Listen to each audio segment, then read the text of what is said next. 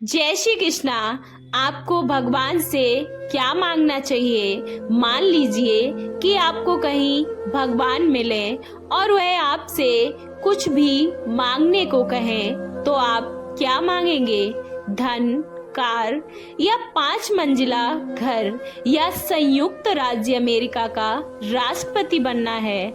मानव अस्तित्व को सर्वोच्च अस्तित्व कहा जाता है। मनुष्य को यह सुनिश्चित करना चाहिए कि वह अपना जीवन फालतू कामों में बर्बाद ना करे, ताकि बाद में उसे अपने किसी भी विचार या कार्य पर पछताना ना पड़े। ऐसा जीवन जीने का सही तरीका क्या है? ईश्वर की प्राप्ति के लिए समर्पित जीवन ही एकमात्र ऐसा मार्ग है जिसके बारे में कहा जा सकता है कि इसका सही ढंग से उपयोग किया गया है और बाद में पछताने का कोई सवाल ही नहीं है। हम सभी ईश्वर को खोजते हैं और जो लोग उसे खोजते हैं वे अलग अलग कारणों से ऐसा करते हैं। हम सभी इतने सारे लक्ष्यों को प्राप्त करने के लिए प्रार्थना कर रहे हैं। कौन सा सही है और कौन सा गलत है? एक भक्त को वास्तव में भगवान से क्या मांगना चाहिए? महाभारत की यह एक छोटी सी कहानी इस प्रश्न का सुंदर और स्पष्ट रूप से उत्तर देती है। पांडव और कौरवों के बीच महायुद्ध आरंभ होना था। शकुनी ने दुर्योधन को सलाह दी कि वह कृष्ण से मदद मांगे, क्योंकि वह उससे भी संबंधित था और इसलिए वह द्वारिका गए। और जब वह अपने महल में पहुँचे तो उन्होंने उन्हें सोता हुआ पाया। कृष्ण के सिरहाने एक ऊंचा स्टूल रखा था, इसलिए वह घमंड से उस स्टूल पर बैठ गया और कृष्ण के जागने का इंतजार करने लगा। उधर अर्जुन ने भी विचार करके भगवान कृष्ण के पास जाने का निश्चय किया और उनसे सहायता मांगी। वह द्वारिका भी पहुँचे, भगवान के निवास पर गए और उन्हें सोता हुआ पाया। उसने हथेलियां जोड़कर उनका अभिवादन किया, उनके कमल चरणों में आदर पूर्वक खड़ा हो गया, हाथ जोड़कर और सिर श्रद्धा से झुकाकर उनके जगने की प्रतीक्षा करने लगा। समय आने पर जब भगवान जाग गए, अर्जुन उनके चरणों में होने के कारण वह पहला व्यक्ति था जिसे कृष्ण ने स्वाभाविक रूप से देखा था। जैसे ही वह उठने के लिए मुड़े, भगवान की नजर दुर्योधन पर पड़ी।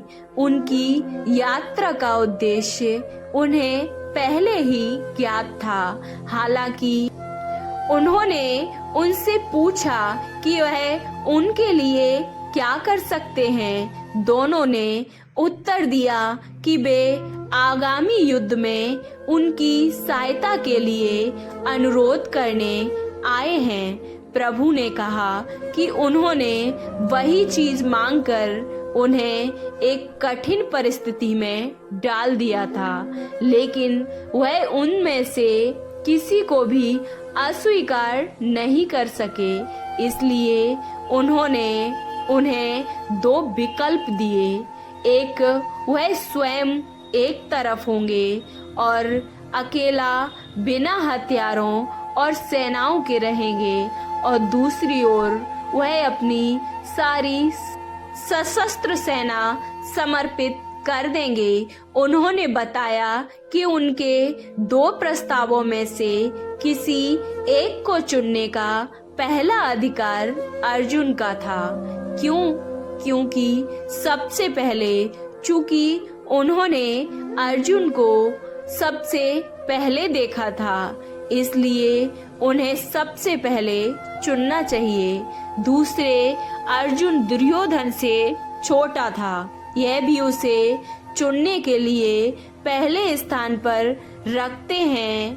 अर्जुन ने तुरंत कृष्ण से प्रार्थना की और खुद को पांडव के पक्ष में रहने के लिए कहा।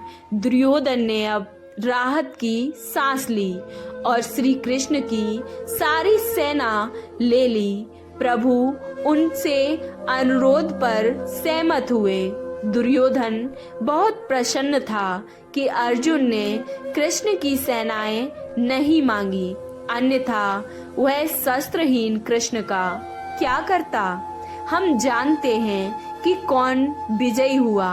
नैतिक यह है कि हमें उससे मांगना चाहिए, ना कि वह चीजें मांगनी चाहिए जो हमें दे सकता है। यदि प्रभु हमें ब्रह्मांड में सब कुछ देते हैं लेकिन स्वयं को हमसे दूर रखते हैं तो हमें कुछ भी हासिल नहीं होता है। लेकिन अगर हम उन्हें अकेले ही खोजते हैं तो हमें न केवल वह मिलते हैं बल्कि वह सब भी मिलता है जो उनका है। अभ्यास योग युक्तेन चेतसा नान्य गामिना परम पुरुष दिव्यति पार्थनु चिंता। हे अर्जुन, जो व्यक्ति ध्यान से अभ्यास के रूप में योग के माध्यम से अपने मन को अनुशासित करता है और मेरे अलावा किसी और चीज के बारे में नहीं सोचता है, लगातार भगवान के चिंतन में लगा रहता है, वह परम तेजस्वी दिव्य पुरुष भगवान को प्राप्त करता है। आपको ये कहानी कैसी लगी?